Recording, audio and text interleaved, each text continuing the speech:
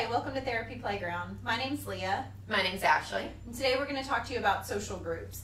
Here at Therapy Playground, we've recently began working on a project where we can start seeing children in a social group setting for extended time with other age-related peers. So today, first we're going to start off by talking about what exactly do we mean by a social group. So Ashley, why don't you tell us? So a social group is a group that concentrates on social communication. So we work on greetings, we work on how to make a friend, what's appropriate to say to other people, body language, as well as eye contact. And we do this in a very naturalistic environment. Usually the groups are no more than 4 to 5 kids. Okay. Well, I like how you said naturalistic, because that brings me into my next question is, you know, a lot of parents wonder, well, what's the difference between a social group and an individual therapy?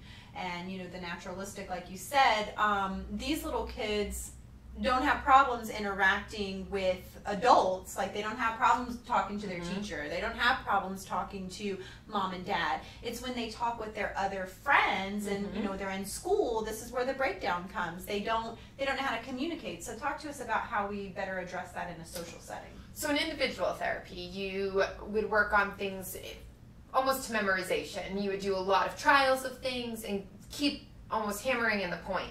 In social communication groups, we're working on more life things that are happening real time. So somebody may come in and they want to tell us about their birthday. What questions could we ask them?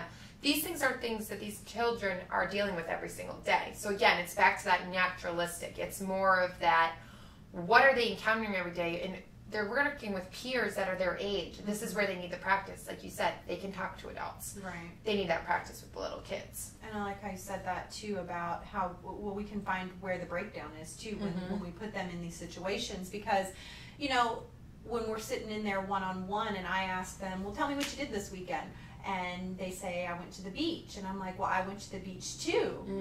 What's that response? Do you even, you know, it's like, oh, really? Like, you know, we would be like, oh, really? You went to the beach and so excited, but they don't know those skills. They don't know how, it's just, to them, they're like, oh. Well, even the reciprocal communication, what you said, I went also. We have a group that we see right now, and they're all very high-functioning children, and they just don't get that me too. The next time, then you ask them what they did, and they say, I went to the beach. So there's none of that, oh, you went, I went, let's be friends and talk about it. Right, right. This is something we can talk about.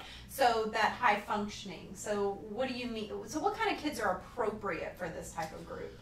So I think typically when you think of a social skill deficit or disorder, you're thinking of kids that are on the autism spectrum. And those kids, that's part of the diagnosis of being autistic, is having social interaction deficits. And those aren't just the kids that we see. We see kids that are, you know, your stereotypical autistic child. We see kids that have Asperger's, and they are high-functioning autistic children, and their biggest breakdown is social communication.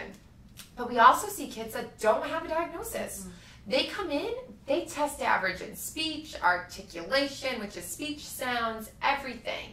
Well, everything's fine. But the parent tells you they just can't make friends. They don't know what to say. They're getting in people's faces. They're asking, you know, a pregnant woman, they're asking her, why are you fat? Like, they're not understanding what is appropriate. Right. They're like these overly shy kids. Yeah. And I like that you say that, because we struggle with that all the time. We give these kids evaluations and we come out and we talk to the parents. We're like, well, everything's normal. Everything's testing within normal range. And the parents are like, but they don't have friends. They, you know, they can't talk to other people. Their communication. And as speech language pathologists, that's what we do. We deal with communication. So they're like, what can I do? So then this is the most important thing, is what can you as a parent do to assist us when you bring these kiddos in that have these problems with social communication? I think there's two things. If your child's already being seen by a speech language pathologist, let them know that they're having these issues, because most likely they're probably nearing the end of what we can do for them from the speech and language aspect. If they're not already getting it and you're looking for an evaluation, right when you see that evaluator, you need to tell them their whole communication. Are they saying their speech sounds? Are they understanding WH questions and stories, or can they follow directions? But also, what are they doing socially? Right. And I think the parent's the biggest advocate. Tell your SLP. Tell your school counselor. Talk to anyone you can get your hands on. Find out how they are at school. is anything different. But the parent is the biggest thing, communication with other professionals. Right. So just simply telling us what's going on right up front and not thinking that it's something like, well, he or she's just really shy.